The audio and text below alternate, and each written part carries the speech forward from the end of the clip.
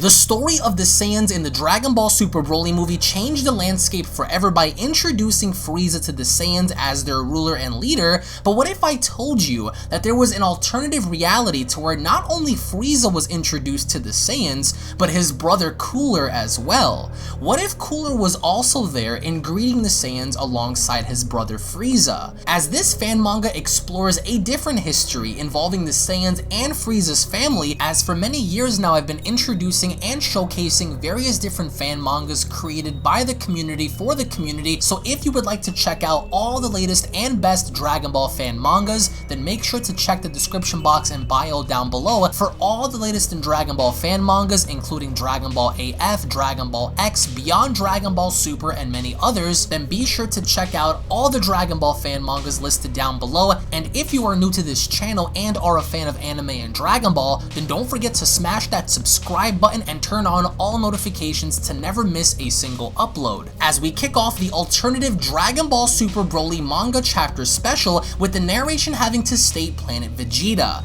And on Planet Vegeta we see all of these spaceships hurtling towards the planet, as inside we not only notice Frieza's space pod but also King Cold sitting there as well. We see remnants of Frieza's army alongside Zarbon in the background, including the Ginyu Force, as they follow up by stating, "We have arrived on time, my king. We are finally here on Planet Vegeta, oh great King Cold." As over out somewhere in the shadows we also see Cooler, as back on Planet Vegeta the Saiyans begin to notice all of these spaceships above their sky. As individuals from King Cold's army begin to emerge, we also see Dodoria, Zarbon, and the Ginyu Force step out. As Jeanne helplessly looks up, she goes on to ask, why are all of these ships here?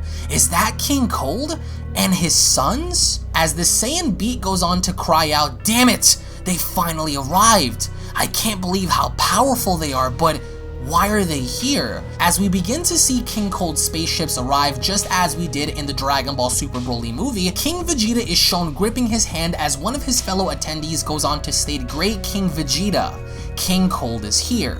As King Vegeta goes on to state, "Yes, I noticed." As Dodoria and Zarbon later emerge, they go on to state, "What a horrible and weak planet either way.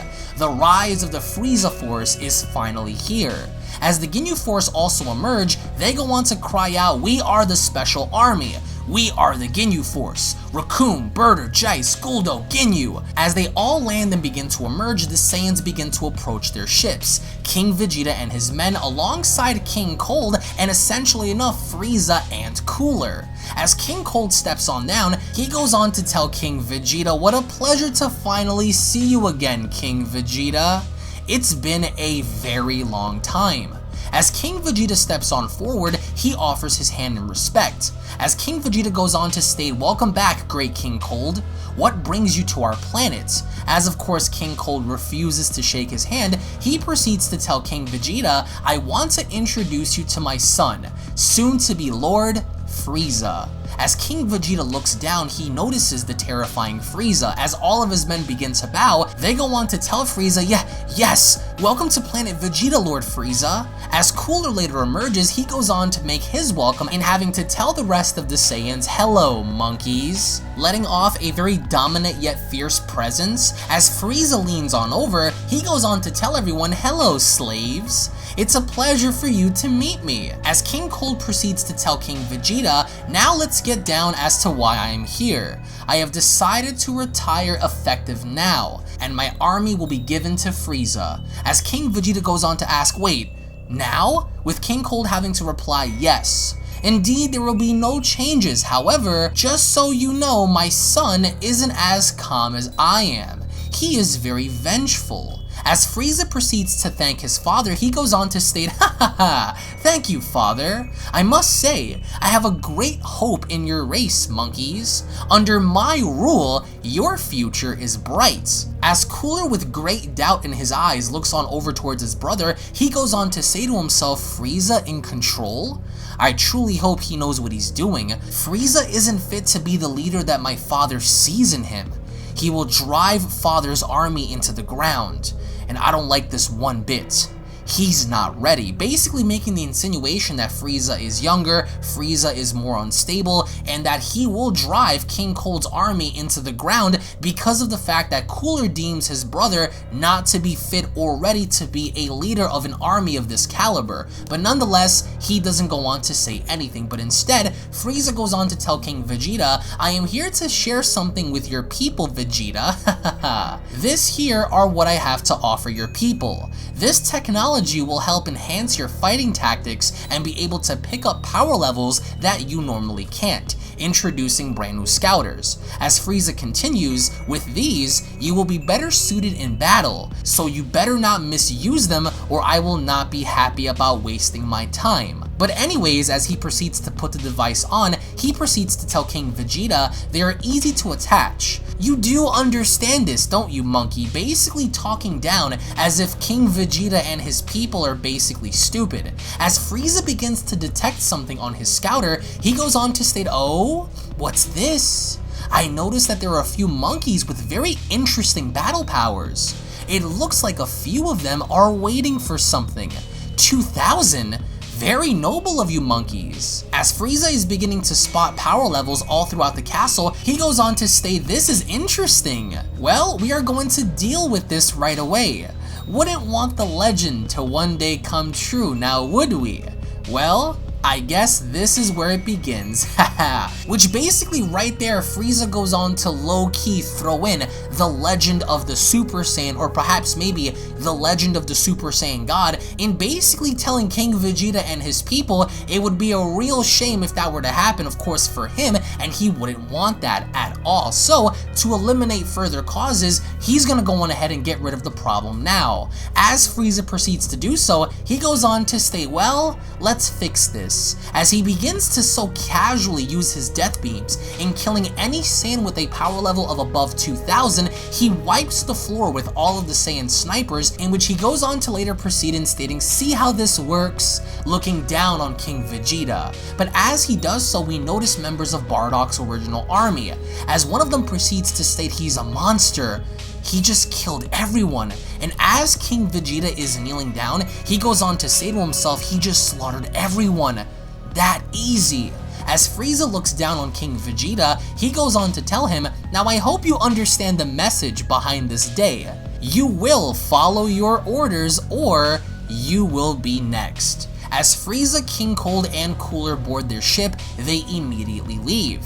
And as they do so, King Vegeta goes on to state, "I can't believe this." And as Bardock's men begin to crush the scouter, Fasha goes on to state, "I hate him already," with another one of Bardock's men having to state, "Are we just going to sit around and let that little dwarf boss us around?" As they're very angry and passionate as to what had just happened, Bardock walks on over surprisingly, puts his hand on over King Vegeta's shoulder and goes on to ask him, "It seems that little bastard has you shaken.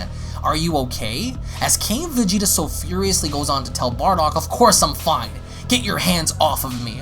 As he proceeds to do so, King Vegeta then slowly goes on to tell Bardock, "Bardock, you should go and leave. Do what you need to do, but go. Take whoever you want with you." As Bardock is surprised by these comments, he goes on to say to himself, "Why is he asking me to go? What does King Vegeta know that the rest of us don't? And who was that other person with Cold and Frieza?" Basically referencing Cooler. As surprisingly enough, Paragus shows up as Bardock cries out, "Colonel Paragus!" As Paragus goes on to greet Bardock, he goes on to tell him, "It's been a very long time, Bardock. As you are, it's good to see you. I'm going to need you to join me for a moment. I ask for you to come with me," as the manga chapter special comes to a close. Now, a few things to take in here. Number one, what does Paragus want with Bardock, and why does King Vegeta want Bardock to leave? Number two, how does Cooler feel about this, knowing the fact that Frieza could potentially mess this up for the Cold family? And even going forward, what is the fate of Broly going to be? Has he been sent off by King Vegeta already, since we did not see that going forward in this manga, or is he going to be raised on planet Vegeta? And alongside with that, what I really did enjoy is incorporating the actual foundation of what makes Frieza's family dangerous, is having the father who's cool, calm, and collected, having Frieza who's basically uncontrollable in nature, and then over out in the shadows we have Cooler, calm, menacing, but very serious at the same time. Being that he's older, he also seems much more wiser in this manga chapter, which again would have been a great thing to see Cooler be incorporated in the Dragon Ball Super Broly movie, but that never happened. So that's the one thing that I will say gave this manga a huge boost from me, is seeing the way they played off Cooler and acknowledging the fact that his father had given Frieza the position of controlling the army, but Cooler still has his doubts, being that Frieza is essentially Frieza. But by the end of all of this, I want to get your thoughts in the comment section below. Should Cooler have been introduced during this time, being that it would have been the perfect setting if they wanted to bring Cooler in Dragon Ball Super, or is it best that they finally kept Cooler away for possible future references or purposes down the line? And also, looking at what happened here, what are your overall thoughts going forward as to what Paragus is going to do with Bardock as he's asking him for his help? Let me know your thoughts in the comment section below. Thank you all so much for watching, guys. Once more, if you guys are new to this channel, don't forget to go ahead and smash that subscribe button, turn on all notifications, slap a like down below if you guys cannot wait for manga chapter number 2. Again, I want to get your thoughts and theories as to what may happen, or more or less as to what you guys want to happen in the upcoming chapter. Thank you all once again for watching. If you guys have not checked out the previous fan mangas, everything will be located and listed down in the description box below. Tune back in for more, and I'll be seeing you all down in the comment section below. Have a great day, everybody.